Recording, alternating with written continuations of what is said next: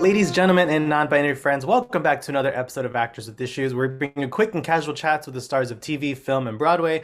As always, I am your host, Juan Ayala. Today, I'm joined by an actress and voiceover artist who you know from the Despicable Me franchise, Castle Rock, and Netflix's upcoming Texas Chainsaw Massacre.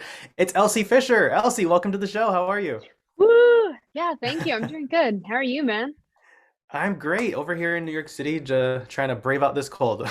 Oh yeah, yeah. I was just there and it was terrible. So, So we always start with a quick rapid fire game called Getting to Know You. So we're gonna put 60 seconds on the clock and see how many of these questions you can get through. And we always start with an easy one: coffee or tea?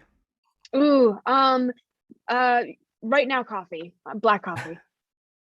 Hero or villain? I think villains are more interesting. So, Film or TV? film, Drama or comedy? drama, Day off. You're watching a rom-com or a horror movie? horror. What is the first movie you remember seeing in theaters?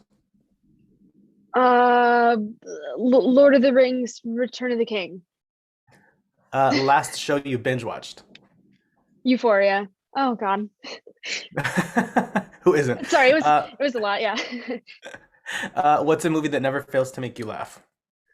um, for your consideration by Christopher Guest. Very good. And a movie that never fails to make you cry. Moonlight. Oh, good choice. Yeah. Alrighty, so that's time. So, Elsie, you got a very early start to performing. I'm sure much more experience under your belt than anyone else your age. Yeah. Working professionally from such a young age. So, how did all of that start for you? I mean, to be honest, it's like a total blur because I started when I was 5, I think. And like, I obviously did voice acting stuff.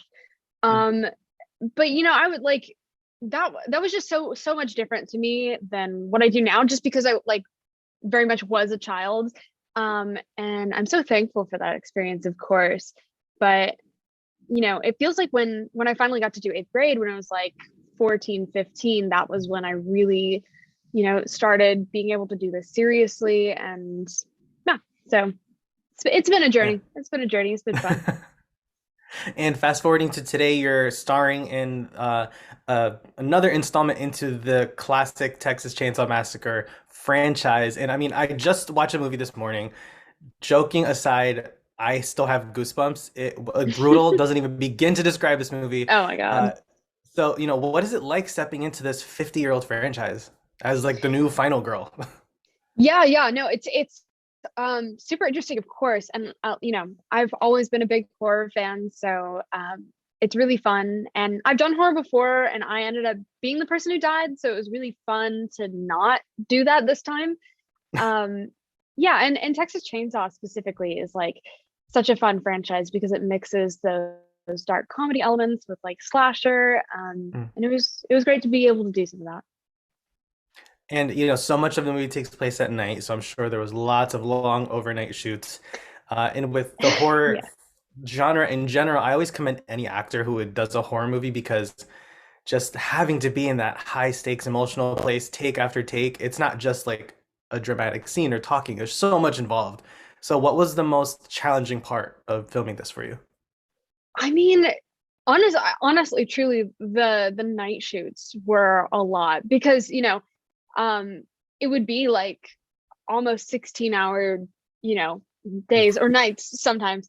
And that is a lot to like stay in that heightened state. And then like, you know, we started with the day shoots for the movie, so it was hard to kind of get off the American time frame, whatever, and get onto Bulgarian time because we Yeah. shot it in Bulgaria. And then kind of switch back for the night shoots at the tail end. That was a lot, but kind of fun. Yeah. Yeah. I'm sure the jet lag was as brutal as the movie. Again, having to bounce between those two. Yeah, and I learned that I was actually very thankful to have that kind of quarantine entering a new country because then I had an excuse to just like stay in my room and sleep for like 2 weeks. So Yeah. And like you said, you guys did film in Bulgaria. So what was that whole experience like traveling during the pandemic and just being out of the US for that whole time period? I mean, for me, it was really amazing, to be honest. Because first thing, they were still struggling with the pandemic as well, but it definitely wasn't as bad as America. So it was really refreshing to like see people and like see people. Um, but that was my first time out of the country, actually, so that was very trippy to see. But it was great. It was so much fun. And given the long history of final girls in the horror franchises, you've got like Jamie Lee Curtis, Laurie Strode, you have Sydney Prescott. Was there anyone in particular that you drew inspiration from? Um, Honestly, I think no, because for me, I mean, reading the script, I knew obviously what the outcome was going to be, Mm. but I think it kind of leads up where you think it could be my character or it could be Sarah Yarkin's character Melody, and you're maybe not entirely sure who's actually going to survive. So I thought it was, and I think my character Lila also has so many other um, elements to her to kind of play around with. It was really fun to just make something new and possibly even throw people off. I don't know. Yeah, I particularly love the element of the movie of her backstory and this trauma she's dealt with before and how she's very much a survivor and uses that throughout the movie. I thought that was like super interesting and not something that we've really seen before. So that was awesome to see. Yeah, yeah, and a lot of people, in my life that I know, and I think in general, who have dealt with like really severe trauma, actually tend to be drawn towards like horror movies. So Mm. it's very cool to mix that kind of element within the realm of the actual movie. And obviously, being a final girl, like dealing with that survivor's guilt from the aforementioned trauma, and then once again, and seeing how that can maybe break a person is really interesting to study as an actor. Yeah. So a lot of our fan base for the podcast are young actors and artists, and we always ask our guests if there's anything that you have learned over your career that you wish you knew earlier on. I mean, I think I've fortunately had a very easy time. What I would say, just be really grateful towards everyone who comes your way, because most, especially like if you're an actor and you're working on a set, like the crew is getting also working more hours than you and working just as hard, so just be very respectful and kind to your crews. And yeah, just commit to the bit. If you're in a scene and you flub a line, just commit. It makes it so much better, and sometimes it works out, so commit. Yeah. Awesome. Well, Elsie, well, we have to wrap up, but just our last question is always, in 10 words or less, what advice would you give to a young actor? uh put yourself out there. um I as further explanation that fits outside the 10 words, I think so Mm. many people are self-made nowadays, but yeah, just pursuing art in your own time and not waiting for anyone else is going to be the best thing you can do. So yeah.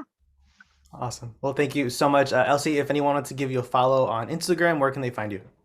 Yeah, they can find me on Instagram or Twitter at LCK Fisher. So just my name plus my middle initial. And yeah.